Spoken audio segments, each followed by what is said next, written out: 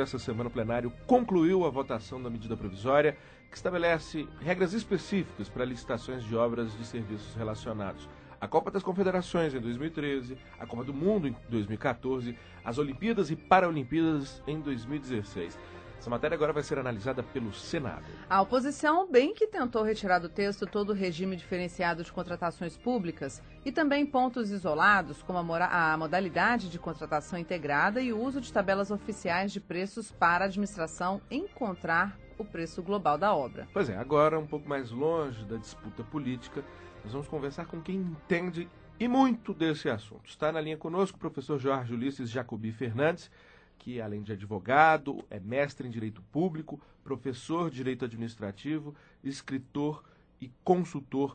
Muito bom dia, professor Jacobi. É um prazer tê-lo aqui no Manhã no Parlamento. Bom dia, Lincoln. Bom dia, Daniele. Bom dia. Professor Jacobi, o senhor, é preciso fazer essa menção, é considerado um dos maiores especialistas, não só em Direito Administrativo, mas em licitações. E aí eu pergunto, gera para quem trabalha, para quem lida cotidianamente com esses assuntos, uma grande confusão, uma grande mudança na forma de procedimento, um novo regime diferenciado para contratações públicas? Lincoln, isso muda muito porque nós estamos recebendo a implantação dessas novas normas de uma hora para outra, sem a mudança da lei de licitações, que era o desejo de todos nós que a lei de licitações fosse mudada. É necessário, de fato, modernizar a parte das licitações. Agora, da forma como está escrita a redação, agora final encaminhada ao Senado, ela apresenta algumas inconsistências, ou seja, a discussão que se travou dentro do Congresso acabou produzindo um texto que, embora na sua origem tenha sido muito bem elaborado pelo Tribunal de Contas da União, com apoio do Tribunal de Contas da União, o texto final, para ser coerente, ele vai ter que ser retirado em algumas coisas pelo Senado. O trabalho que a Câmara dos Deputados desenvolveu foi muito bom porque o texto reflete algumas contradições entre eles. Basta lembrar, por exemplo, que estão todos criticando a contratação integrada, mas a lei volta a falar em parcelamento nas licitações.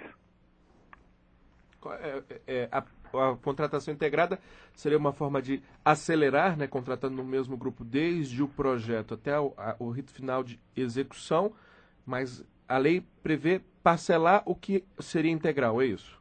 Exatamente. Veja só, num dos dispositivos desse novo texto, ficou colocado a ideia, lá no artigo 4º, inciso 5, né, foi colocado a utilização sempre que possível de planilhas de custo constante de propostas oferecidas.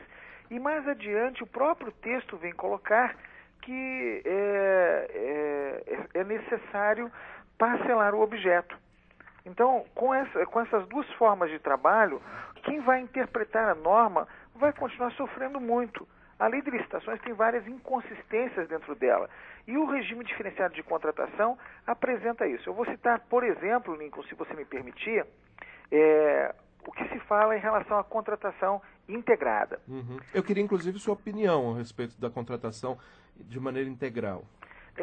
Veja só, minha opinião sobre isso é que o governo poderia ter colocado, como já fez na lei das PPPs. Primeiro ele anuncia que tem a necessidade de uma obra.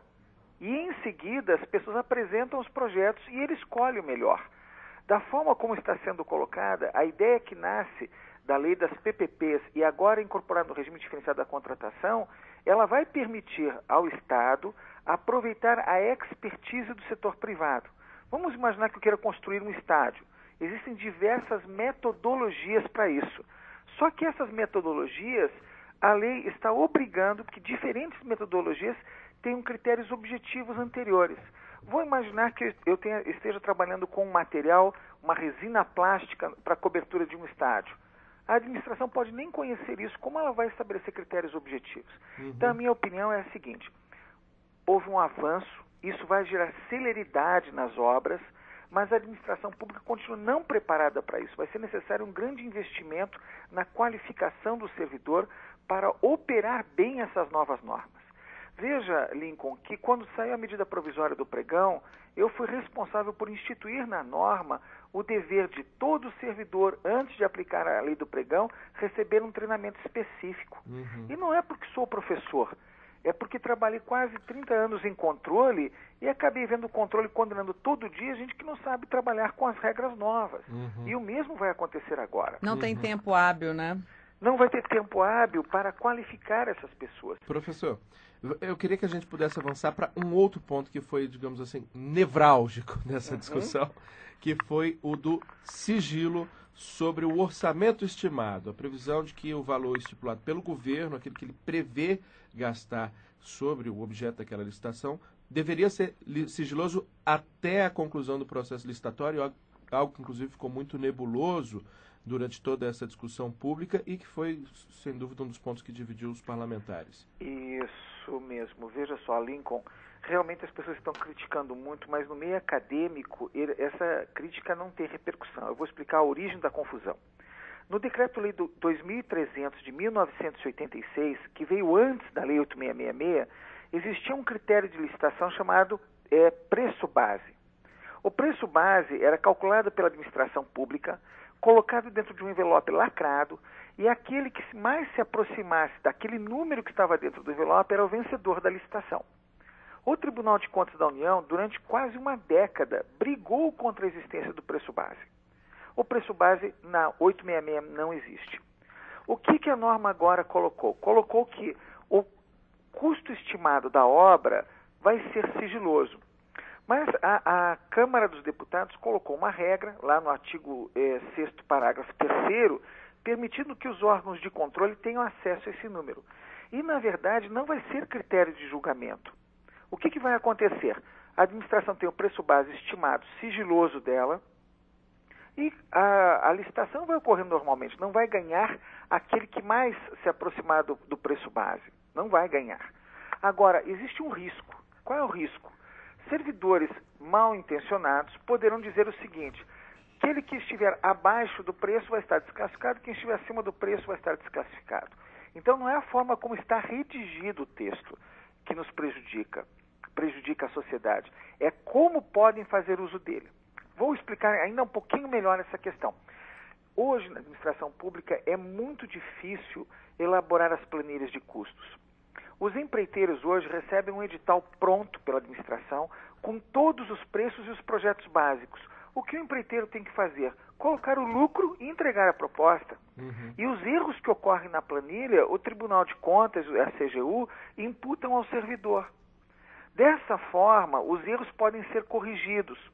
Então, existe sim um avanço, não é a ideia do preço básico ficar sigiloso e tudo ser julgado com ele e novamente ganhar a licitação quem mais se aproximar dele. Isso está corrigindo uma deficiência que é o fato da administração pública não conseguir estabelecer preços corretos para suas obras. No passado, o Tribunal de Contas da União teve que soltar até expedientes ao público explicando que ele estava julgando o asfalto de aeroporto de acordo com o SINAP. E isso não podia acontecer porque é obras rodoviárias. É bem diferente, né? Bem o asfalto de aeroporto tem uma profundidade, precisa ser resistente. Isso é bem comum, né? Muito comum críticas dessa natureza. Professor, eu queria aprofundar um pouco mais, já que o senhor, aproveitando a presença do senhor, um dos maiores especialistas na área de licitações, já ouvi de vários especialistas em administração pública que lidam com essa área, expressões que ditas de maneira popular significariam mais ou menos o seguinte: a lei de licitações atual 8666, ela não consegue vedar as possibilidades de corrupção, de distorção que existem, que se modernizaram muito, mas complica muito o processo, tornam muito lento. Em resumo, não proíbe de roubar e não deixa fazer. Eu queria que o senhor comentasse esse aspecto, já que o senhor falou da necessidade de que, na verdade, todo o sistema fosse modernizado e não apenas para a Copa, também levando em conta que o sistema de pregão eletrônico, que é um avanço, hoje, infelizmente, parece só possibilitar a parte de serviços, né? Não possibilita a contratação de obras de engenharia, por exemplo. Você colocou muito bem, e é o que pensa realmente a doutrina e parte da sociedade. A lei de licitações ficou muito complexa para o servidor e, na prática, ela não consegue inibir os grandes problemas que ocorrem. Ela foi, quando veio à luz em 93, ela foi saudada como um grande instrumento de combate à corrupção, mas agora tem que ser modernizada. A questão do pregão eletrônico, todos estão repetindo que vem nessa lei e que foi estendido para serviços de engenharia.